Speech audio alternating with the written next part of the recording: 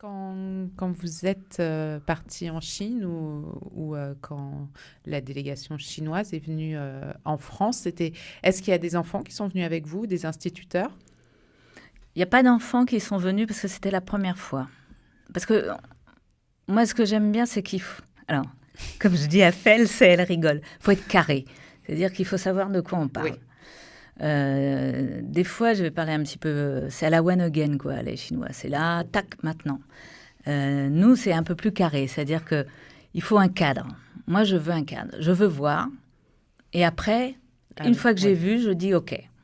Je vais... Enfin, on dit OK. Moi, il est hors de question de faire venir en plus des enfants ou des parents et en plus qu'ils soient déçus ou qu'on ait un loupé. On peut pas, moi, je ne peux pas me louper là-dessus. Il y a l'image de la France qui me tient à cœur et il y a l'image de la Chine. Je n'ai pas envie qu'ils soient déçus. Donc, je veux voir, j'ai vu, je vois comment c'est. La prochaine fois, OK. C'est bon. Mais je pense qu'il faut s'engager vraiment. Il ne faut pas faire ça comme ça. Donc, j'ai vu. Et je trouve que voilà, on a été très très bien reçus. Peut-être qu'on ira vers une autre école, peut-être que pour changer, mais je vois que les gens du côté chinois de l'association sont des gens vraiment béton, bienveillants. Ils travaillaient avec nous après leur travail. Ils nous aidaient pour... Donc, vraiment, ils sont là tout le temps. Et ça, je l'ai vu de mes yeux. Donc, je peux dire, OK, c'est bon. Oui, mais on ne peut pas engager... Pardon, excuse-moi, on ne peut pas engager des enfants ou même des gens sur quelque chose qu'on ne sait pas. Moi, je trouve ça un danger pour rien. Et puis, ça ne ferait pas une bonne image. Donc, non. Oui, je suis d'accord avec toi. Oui. Ah, c'est bien. J'adore que tu aies dit ça. Je suis d'accord avec toi. Et alors, on a parlé de ce concours de dessin, donc qui aura lieu à nouveau l'année prochaine. Oui. Vous l'aviez d'ailleurs initié quand? Parce que la première exposition s'est faite au mois de juillet en Chine. Là, jusqu'au 6 octobre à la mairie du 10e. Vous aviez lancé le concours. Les enfants ont commencé à dessiner à quelle période, vous vous souvenez? Oui, en fait, c'est à partir de début avril. L'école, ils ont annoncé officiellement que voilà, les enfants ont commencé à préparer votre dessin. Les enfants, ils ont préparé à peu près 2 mois, avril et mai. Donc, c'est 28 mai, je me souviens qu'on a récupéré les dessins les 2 côtés. Après, on est envoyé en Chine. Donc, voilà, c'est... Oui, ils ont fait ça vite, mais ce qui est bien, c'est qu'ils ont fait les dessins, mais les professeurs aussi, comme vous disiez tout à l'heure, il y a toute une structure autour. Ils ont pu faire des cours, donc ça a été un peu plus long. Puis après, ils ont travaillé en groupe. Après, ils ont travaillé tout seuls. Donc, il y a eu un vrai fil de leur part éducatif. Et ça a été finalement court. Assez court. Mais vous voyez, c'est très marrant. Parce que, du moins, je ne sais pas pour vous, mais pour Catherine, elle dit que c'est une période courte. Oui. Mais pour nous, 3 jours, 1 semaine, ça suffit. Mais déjà, j'allais dire, oui, en temps chinois, c'est en temps chinois, mais 2 mois quand même, ils sont étonnés. Mais pourquoi 2 mois? C'est comme ça. En France, c'est comme ça. Oui. En plus, il y avait les ponts de mai. Et puis, quand on dit 50 tableaux, on dit, mais pourquoi 50 tableaux? Déjà, tu as près plus 1000, tu choisis 50. Mais écoutez, mais en France, c'est comme ça. Oui, on a un problème de proportion à chaque fois. À chaque fois, même pour le concours de dessin à l'ambassade, parce qu'on a bien envoyé un mail, Monsieur Silva, on voulait savoir combien de dessins on l'envoie. Oui. Déjà, on a récupéré plus 300, 500 là. Donc, il nous dit que chaque école, c'est quoi, 30 maximum? On ne peut pas faire le choix. C'est tellement difficile. Tu vas rendre mal au cœur aux enfants. Voilà. Oui. C'est mignon, mais c'est vrai. On a un problème de proportion à chaque fois. Ouais. À chaque fois, c'est comme ça. Sur le temps, sur le nombre. Et je lui dis, mais tu te rends pas compte? Et elle me dit, non, là, je lui dis, mais... Alors, il y a ces fameux ponts. Alors, il y a mai, puis je lui dis, après, il y a juin. Après, il y a juillet, août, c'est et après, c'est la rentrée. Elle me dit, mais c'est quoi la rentrée? Je lui dis, la rentrée scolaire, c'est pas bon. Ah bon? Alors, et c'est vrai que, il y a tout ça. D'ailleurs, j'en profite, je sais qu'hier, c'était la fête nationale en Chine. Oui. Donc, Ils n'ont pas travaillé. Et ça lui étonnait aussi. Ah bon, ils ne travaillent pas. Parce que il y a quand même des jours. Ah oui, ils méritent quand même. Ils méritent amplement. Hein. Oui. Donc je leur souhaite une bonne fête nationale. Oui. Et voilà, on a un problème. Voilà, ça fait partie des sujets, ça a l'air bête, comme ça nous fait rire après. Oui. Mais des fois, elle me dit, ça peut créer des je dis, mais non, mais tu te rends pas compte. Et quand elle me dit, mais ben voilà, il y a 350 écoles à Québec, dans la province, elle me dit, non, dans la ville. Je dis, mais c'est pas possible, il faut que tu en choisisses une. Il y a combien d'élèves? Je sais pas, 3000. Oh non, mon Dieu. Ah oui, une école, par exemple, l'école Lichting, ils ont 3100 élèves. Par rapport à France, on a 300. Alors voilà. 300, t'es là, on est 240. 240. Voilà, et c'est Paris. Et c'est Paris. C'est Paris.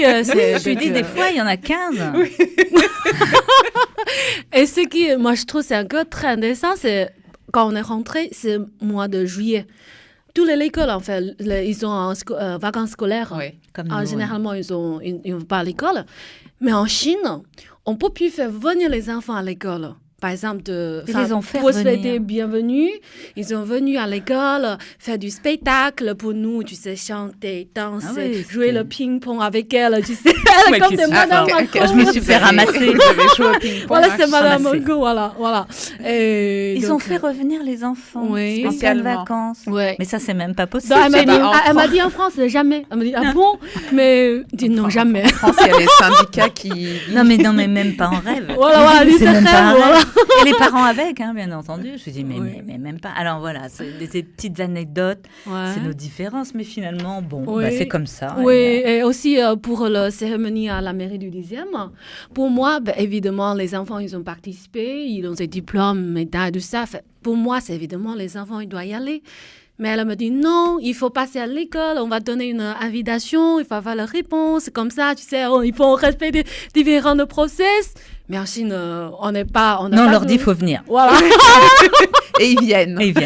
C'est comme une petite... Oui, ils viennent. Ils ne se posent pas la question. C'est comme nous, une petite différence. Par exemple, Faye me disait, il faut un diplôme et tout. Donc, je dis, formidable. Je lui dis, mais nous, chez nous, il faut aussi une médaille. Elle me dit, non, pas une médaille. Ça, on est presque bagarrés, là. Si. Mais ça a été des discussions, je lui dis. Et juste à un moment donné, dans la rue, il y avait un petit garçon à la fin de l'année qui était en kimono de judo et qui avait une médaille et qui était fier de lui. Et je l'ai arrêté. Je lui dis, attends petit, dis-moi, alors, est-ce que tu es fier de ta médaille? Donc, il nous l'a montré. Je lui dis, Fais, regarde, est-ce que tu préfères avoir une médaille ou un diplôme? Il a dit, une médaille. Elle m'a dit, t'as raison alors. Et effectivement, je veux dire, c'est culturel. C'est culturel. Je peux pas dire pourquoi. Et c'est vrai que moi, mon flocon de neige, là, à 8 ans, je m'en souviens encore. Et mon premier triton en natation, je l'ai encore. Et on accrochait les choses, voilà. Donc, c'est autre chose en Chine, mais... on apprend aussi comme ça nos différences. Oui. Ça fait partie des choses drôles. Alors, du côté c'est très chinois, drôle. Bon. Oui. Et aussi pour le repas. Oui. Elle a dit tout le temps c'est manger. Parce qu'en Chine, c'est vrai, quand on était là, par exemple, on a 10 personnes, il va commander 50 plats. Mange, c'est bien, c'est spécialité. Bon, on est très bien, on sait très bien, c'est leur façon de bienvenue. Mais Catherine, j'en peux plus. En plus, quelque part, ils sont vicieux. Alors, ils sont charmants et vicieux, c'est-à-dire que si on vide notre assiette, ils la remplissent parce que ça veut dire qu'on est content. Et si on la vide pas, ça veut dire qu'on n'est pas content. Donc, je sais pas trop où il fallait faire. Et la boisson, c'est pareil. Donc, à chaque fois, je lui disais, là, je suis bien. Et non. Mais bon, ça a été un plaisir, mais... Très sincèrement, j'ai grossi de 4 kilos là-bas. Je ne les ai pas perdus. Voilà, et en midi, par exemple, le midi, on commence, on termine à 14h30. À 6h, on reprend le dîner. Je dis, non. Il faut faire des grandes marches entre-temps parce que... Donc, on allait en rendez-vous. Voilà. Donc, mais c'était pas c'était pas facile de retenir, mais voilà.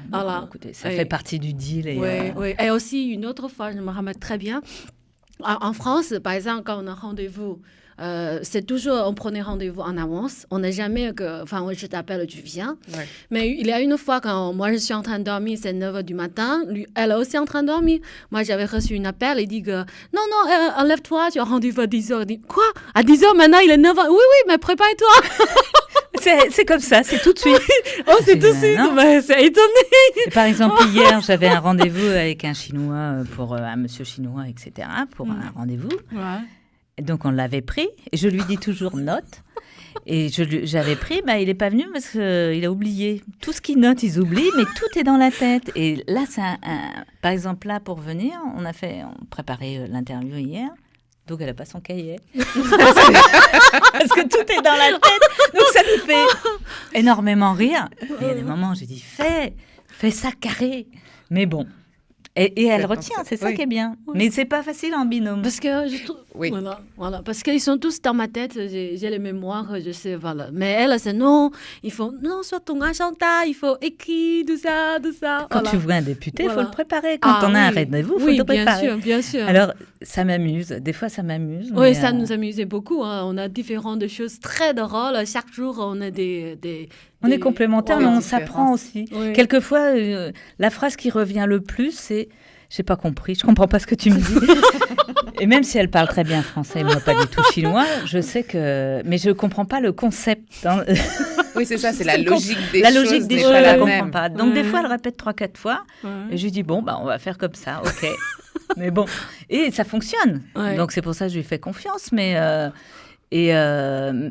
Et voilà, donc on est un bon binôme qui s'agrandit, puisqu'on est 250 du côté chinois, une vingtaine du côté français. Oui. Donc voilà, ça toujours cette proportion du nombre. Hein. Ah oui, gardée. Hein. Mais c'est vrai, c'est un problème de nombre. Je vous assure, c'est un peu bizarre. Et les Chinois sont étonnés dans l'autre sens, c'est-à-dire que quand il y a 30 élèves, qui est un vrai succès. Puisqu'ils sont 35 par classe. Excuse-moi.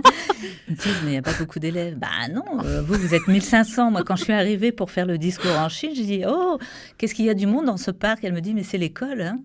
Je dis, c'est pas un parc. Elle me dit, non, mais c'est les élèves. Je dis, mais je ne vais pas faire un discours devant toutes ces... Et puis je dis, puis aussi. Mais c'était très étonnant. Effectivement, le nombre est toujours perturbant d'un côté comme de l'autre. On s'y fera jamais, mais ça fait rien, ça nous amuse après. Oui, ça nous amuse. Et Faye, justement, ça fait plusieurs années que vous vivez en France. Oui. Quand vous êtes arrivée en France, qu'est-ce qui vous a le plus choqué dans ces différences? Ça, je ne m'oublie jamais. Parce que le premier jour où je suis venue en France, alors, la première ville, je suis été, c'est à Metz. Parce que je suis fille au père. La famille m'a bien accueillie. Le soir, je suis arrivée. Ils ont préparé un très bon... Une famille française? Oui, une famille française. Ils ont préparé une très bonne dîner française. Alors, je me souviens très bien, c'est à l'époque, pour pommes de terre, ils ont fait, fait cuire pommes de terre, après casser comme des purées, après rajouter des crèmes, mélanger. Après, ils m'ont demandé de manger avec des cuisses de poulet gros comme ça. Je mange, je me dis... Mais en Chine, avant de ça, j'ai jamais mangé des pommes de terre, écrasées comme ça avec des crèmes. On dit, mais c'est quel coup, je peux pas. Et puis pour le cuisse de poulet, il est gros comme ça. Mais j'arrive pas à manger. Il dit, mange, c'est très bien, mange. Mais moi, elle aime beaucoup épicé en plus. Mais c'est vrai que la gastronomie fait partie aussi de nos cultures qui nous rapprochent. Oui. C'est vrai qu'en Chine, vous avez une quantité... Alors, ce n'est pas des terroirs, puisque c'est des territoires, je dirais, différents, où la cuisine est très, très différente, comme les ethnies, comme tout ça. Et on dit la Chine, voilà. Comme on dit un Asiatique, un Chinois, si ça se trouve, il n'est pas chinois du tout. Et c'est vrai que c'est très différent. Plus vous allez dans le sud, plus c'est ultra piquant. Et c'est une richesse qu'ils ont et qui est aseptisée un petit peu en Europe parce que sinon, quelquefois, on ne pourrait pas la manger.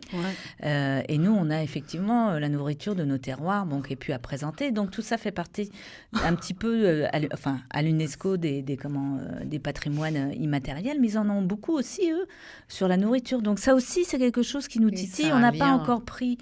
le lien, l'angle de ça, mais je pense qu'on pourrait plus tard faire quelque chose sur la nourriture, effectivement, sur la gastronomie, parce que qu'est-ce que c'est bon en Chine. Un des prochains projets de l'association. Vous ne savez pas exactement, du côté français, ce qu'on mange, mais c'est tellement bon. De ma Provence. Ah oui. Très épicé. Hein. Ouais, il a épicé. Hein. Pas tout. À la caméra, mais... Voilà. Comme ça. Voilà. Je ne sais pas si on verra. Mais... Ah non, mais c'est très bon. J'avoue que vous allez dans le moindre endroit. C'est un délice. Il y a des choses étonnantes, mais nous aussi, on mange des escargots. Donc, Et aussi à l'époque, ma ville, pour moi, avant que je suis sortie, je trouve ma ville, c'est une vraie petite ville. Que je trouve c'est pas indécent parce que c'est tellement petit. Alors quand je suis venue... on rappelle combien il y a d'habitants. 7 millions d'habitants, voilà. Très petit. Bon, pour la Chine. Voilà, donc après Paris quand je suis n'est pas comme ça. venue à Metz, plus grand que Paris. Voilà.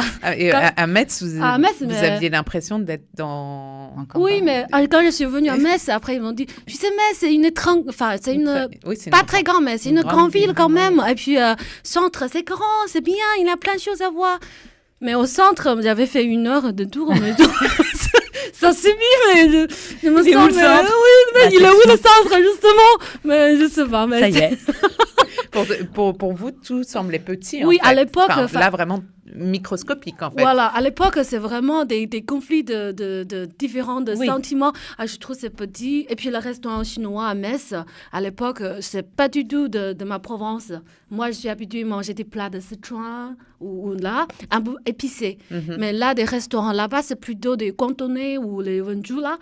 Et ça, je ne suis pas habituée. Je dis, mais ça, c'est restaurant chinois, mais je sais pas.